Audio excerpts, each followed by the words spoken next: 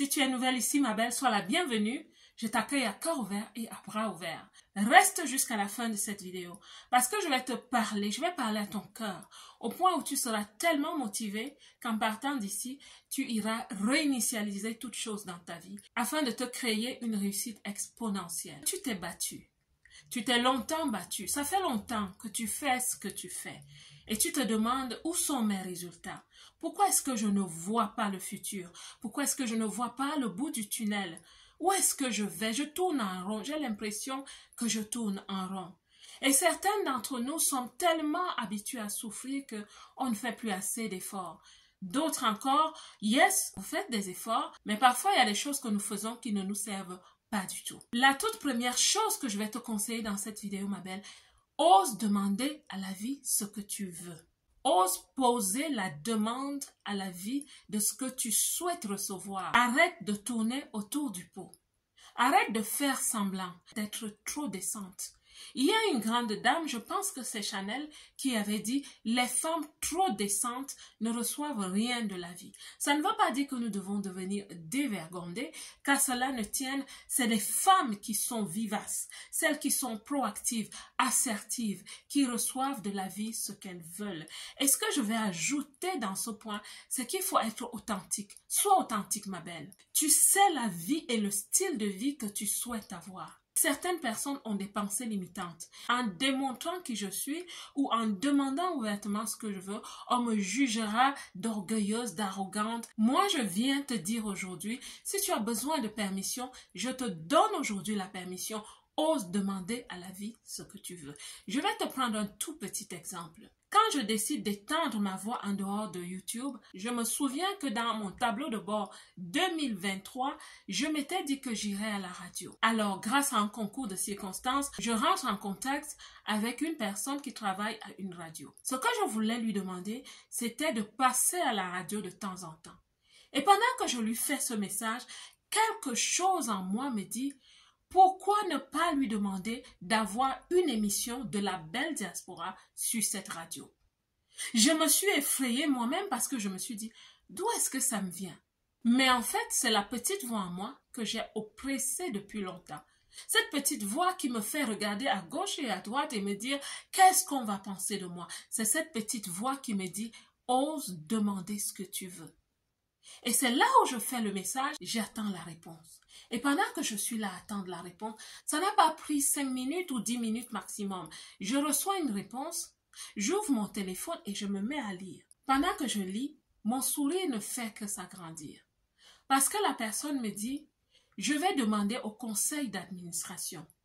Et quand j'ai eu cette réponse, je me suis dit, tu vois, tu te retiens très souvent. Laisse-toi aller, sois libre, lâche prise de tes pensées limitantes. Et quand elle revient avec la réponse, tout est positif. Je peux avoir mon émission, je remplis un formulaire, bien sûr, je signe un contrat. La belle diaspora a désormais une émission sur une radio à Bruxelles. Vous voyez? C'est de ça que je te parle aujourd'hui. Et je souhaite, ma belle, que pendant que tu m'écoutes, que tu penses à quelque chose, ou tu te dis, je n'ose pas, je ne peux pas, que vont penser les gens? On dira que je suis devenue, oui, qu'on dise que tu es devenue, parce qu'en fait, tu deviens. Deviens cette personne dont le nom est écrit dans le livre de vie de Dieu. Et il y a de belles choses écrites pour toi dans ce livre de vie. Tu es la seule personne qui est en train de te bloquer parce que tu n'oses pas.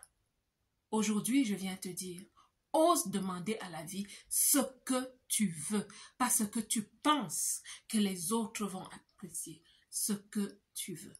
La deuxième chose que je vais te conseiller dans cette vidéo, c'est d'avoir un système de fonctionnement personnel. Les systèmes travaillent avec les systèmes.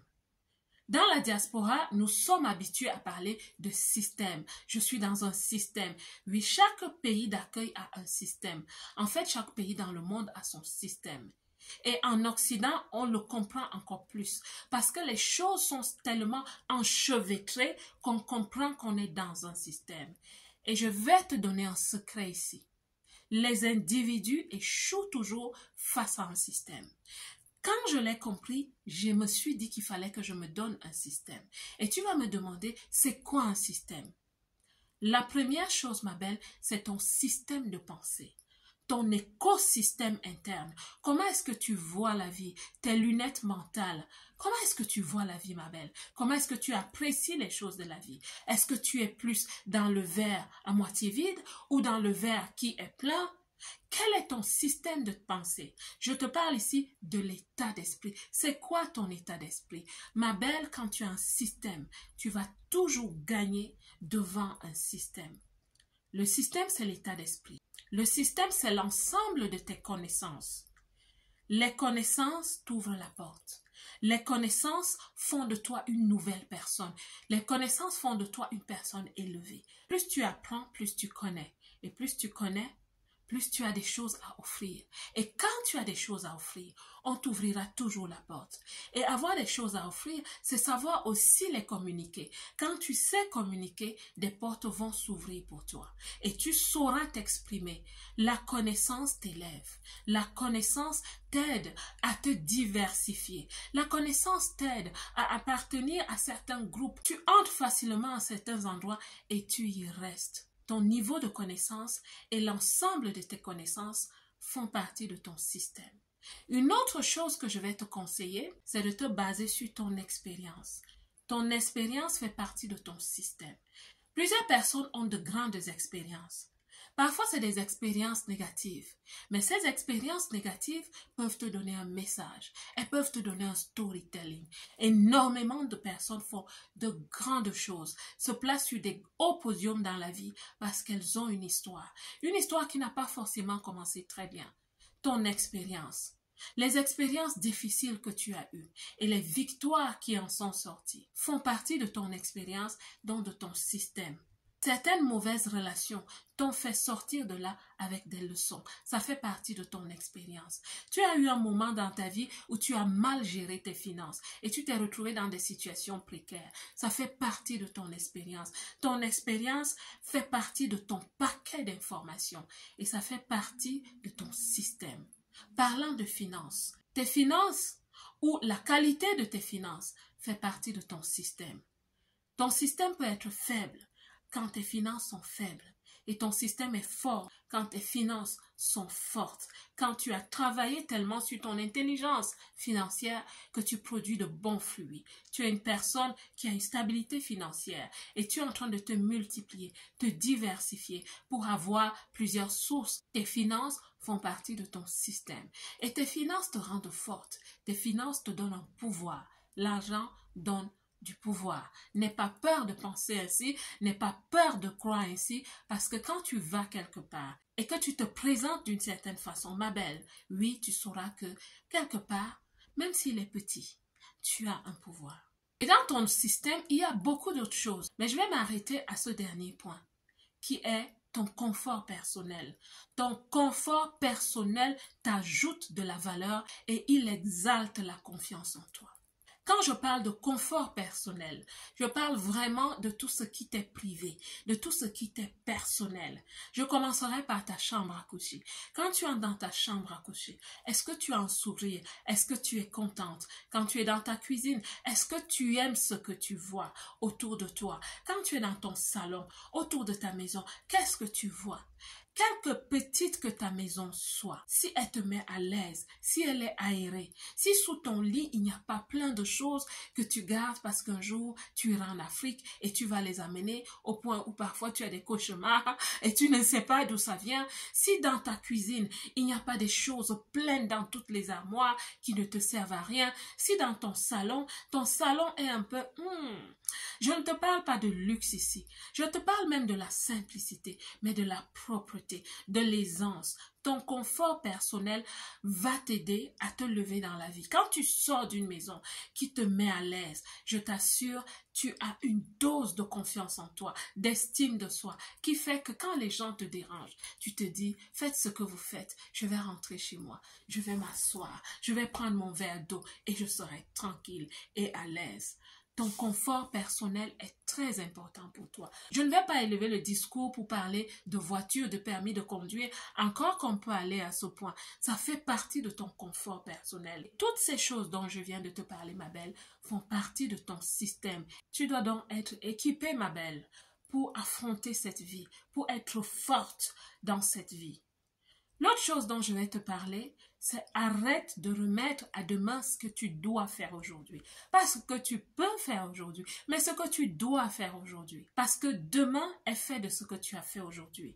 Et si tu repousses ce que tu devais faire aujourd'hui, le résultat qui en découlera appartiendra à après-demain. Tu vois comment on se met en retard dans la vie, ma belle. Fais aujourd'hui ce que tu as à faire. Prends la décision que tu dois prendre aujourd'hui. Sois cardinal. Sois une femme décidée qui connaît ses limites. Tu sais ce que tu aimes.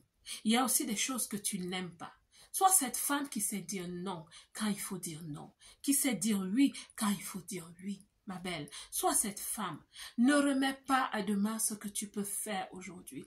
Prends les bonnes décisions aujourd'hui. Et si tu as déjà pris ces décisions, passe à l'action. Va écrire ce livre, ma belle. Va répéter cette voix, ma belle, pour ces belles chansons que tu dois chanter. Va commencer ton business plan. Fais aujourd'hui ce que tu dois faire, que ce soit pour toi, pour tes enfants, pour ton petit monde. Fais aujourd'hui ce que tu dois faire, parce que tu ne fais que repousser ta joie, ton bonheur. Et en même temps, tu sais, les gens qui repoussent beaucoup restent dans la procrastination, et de la procrastination sort les frustrations. Et on se plaint et on se dit, mais comment font les autres? Pourquoi pas moi, ma belle? Commence avec des petits pas et ne méprise pas tes petits commencements. Fais aujourd'hui ce que tu dois faire. Le dernier conseil, c'est arrête de te prendre pour Beyoncé. Pourquoi j'utilise Beyoncé? Je ne sais pas, car cela ne tient ce que je souhaite te dire, ma belle. Arrête de te prendre pour quelqu'un d'autre. Arrête de vivre de la réalisation des autres. Arrête d'avoir des rêves qui ressemblent à la vie des autres.